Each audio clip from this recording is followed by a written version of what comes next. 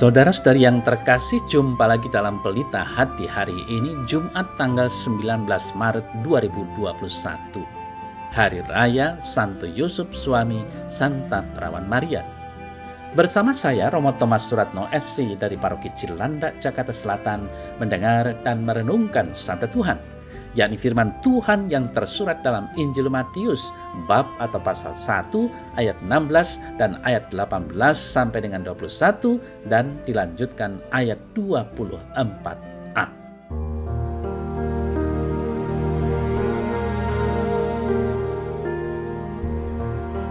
Yakub memperanakkan Yusuf suami Maria yang melahirkan Yesus yang disebut Kristus.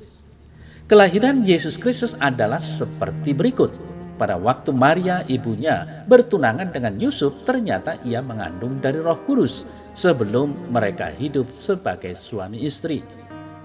Karena Yusuf suaminya seorang yang tulus hati dan tidak mau mencemarkan nama istrinya di muka umum, ia bermaksud menceraikannya dengan diam-diam. Tetapi ketika ia mempertimbangkan maksud itu, malaikat Tuhan nampak kepadanya dalam mimpi dan berkata, "Yusuf, anak Daud, janganlah engkau takut mengambil Maria sebagai istrimu, sebab anak yang di dalam kandungannya adalah dari Roh Kudus. Ia akan melahirkan seorang anak laki-laki dan engkau akan menamakan dia Yesus, karena dialah yang akan menyelamatkan umatnya dari dosa mereka." Sesudah bangun dari tidurnya, Yusuf berbuat seperti yang diperintahkan malaikat Tuhan itu kepadanya.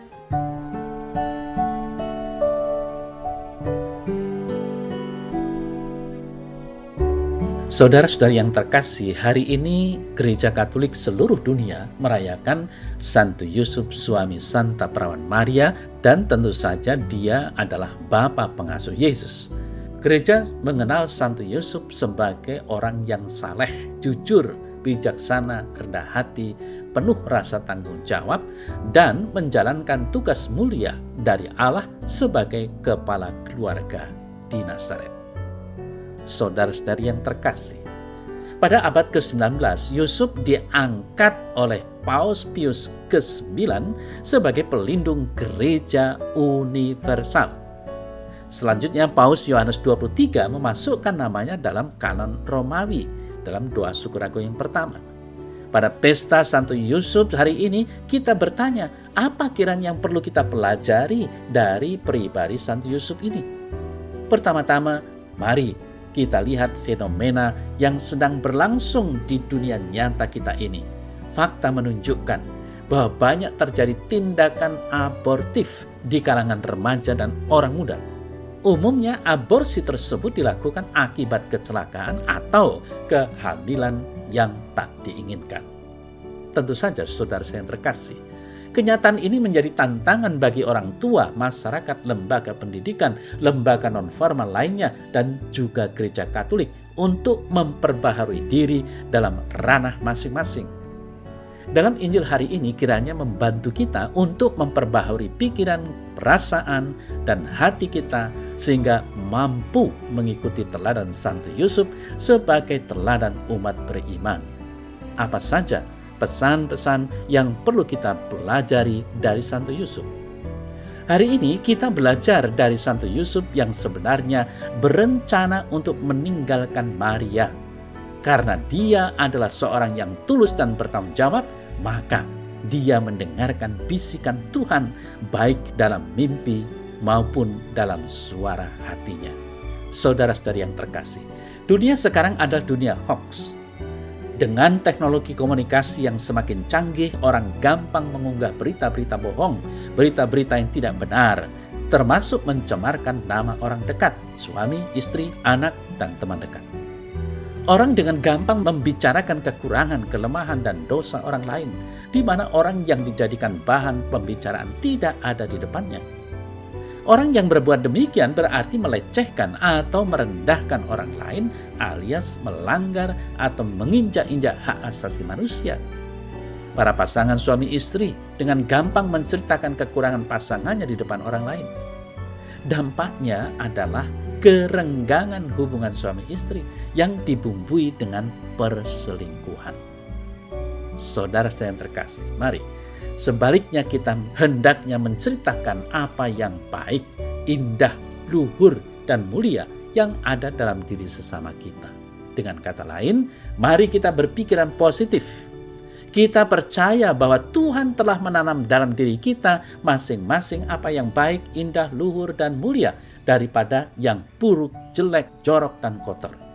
Apa yang baik, luhur, indah, dan mulia dalam diri kita antara lain keutamaan-keutamaan sebagai buah roh, yaitu kasih, sukacita, damai sejahtera, kesabaran, kemurahan, kebaikan, kesetiaan, kelemah lembutan, penguasaan diri. Galatia 5 ayat 22 sampai dengan 23.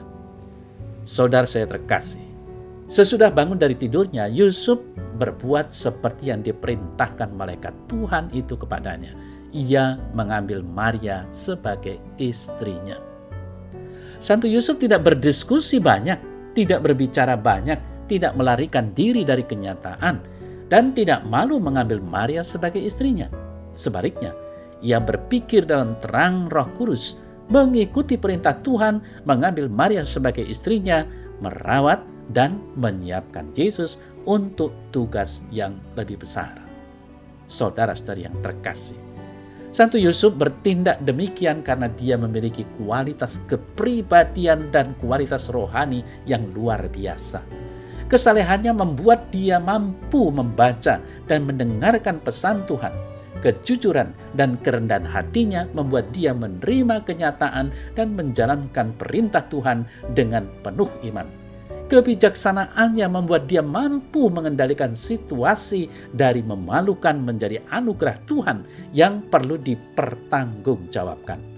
Kita diajak untuk belajar kejujuran, ketulusan, kerendahan hati, dan terlebih iman yang kuat dari Santo Yusuf untuk dapat memahami setiap peristiwa yang terjadi dalam hidup kita sehari-hari.